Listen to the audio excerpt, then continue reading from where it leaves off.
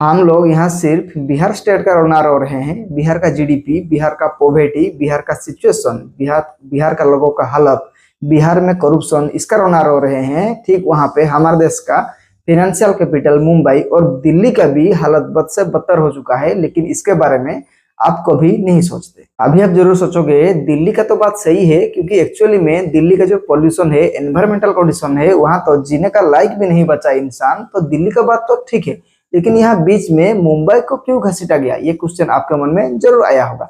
लेकिन आपको नहीं मालूम, जो बिहार का जो सिचुएशन है, उतना ही खराब सिचुएशन ऑलरेडी महाराष्ट्र का भी हो चुका है। यहाँ बिहार में लोग भूखमरी, गरीबी के कारण मर रहे हैं, तो वहाँ महाराष्ट्र में भी लोग जातिवाद पॉलिटिक्स या फिर लैंग्वेज पॉलिटिक्स में फंसे हुए हैं। यहाँ मराठी नहीं बोलने पर लोगों को दिन दहाड़े मारा जा रहा है, और ऐसे भी बहुत लोग ऑलरेडी जान भी जा चुका है इस मराठी लैंग्वेज ना बोलने पर। और करप्शन का अगर बात किया जाए, बिहार में जितना लेवल का करप्शन है, महाराष्ट्र में उससे भी ज्यादा बड़ा पैमाने पे करप्शन है। लेकिन हमको ये चीज ज्यादा खुल्लम खुला नहीं दिखता, क्योंकि महाराष्ट्र का वहाँ का फाइनेंशियल स्टेबिलिटी और वहाँ का नेटवर्थ ही उतना है, बिहार के कंपैरिजन में बहुत है। अगर बिहार में थोड़ा बहुत चोरी होता है तो बिहार का इम्पैक्ट डायरेक्ट बिहार के लोगों के ऊपर दिखता है, लेकिन महाराष्ट्र इसलिए ज्यादा इम्पैक्ट पब्लिक को नहीं दिखता, क्योंकि महाराष्ट्र ऑलरेडी हमारा देश का फाइनेंशियल कैपिटल है।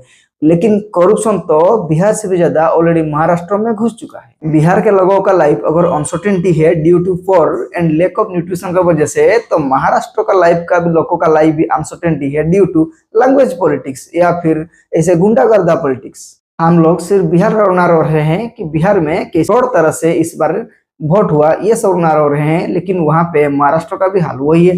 अजित पवार जो वहां का डिप्टी सीएम है, वो तो साफ बोल रहे हैं कि लोगों को धमका रहे हैं कि अगर तुम लोग उनको वोट नहीं दोगे तो वो तुम्हारे लिए फंड रिलीज नहीं करेंगे।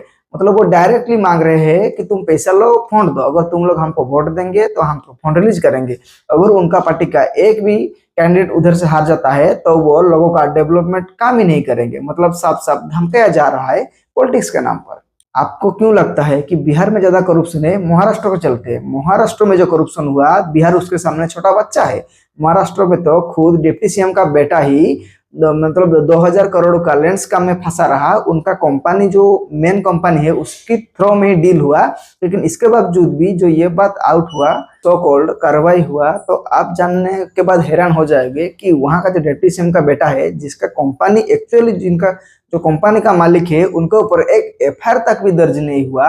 वो अलग बात है कि वहां का तहसीलदार, रजिस्ट्रार वो सस्पेंड हो गए। उस कंपनी के एसोसिएटेड जो भी साइड लाइन में थे उनके ऊपर एक्शन हुआ। लेकिन जो एक्चुअली जिसके ऊपर एक्शन होना चाहिए, डिप्टी सीएम का बेटा, अजित पवार का बेटा, उसके ऊपर जीरो एक्शन हुआ। अब हमारे देश में अब क्रेडिबिलिटी का, अकाउंटेबिलिटी का बात तो छोड़ दो। बिहार का जो करप्शन होता है वो छोटा छोटा वॉल्यूम में होता है और हाई नंबर में होता है। ठीक अपोजिट महाराष्ट्र में ये होता है कि छोटा कम करप्शन होता है, सिग्निफिकेंटली कम नंबर में करप्शन होता है जो, लेकिन करप्शन का जो वॉल्यूम रहता है वो एकदम से बड़ा रहता है। जैसे बिहार हाथ से जा चुका है गरीबी के चलते, ऐसे ही हमारे देश का महाराष्ट्र भी धीरे धीरे हाथ से जा रहा है।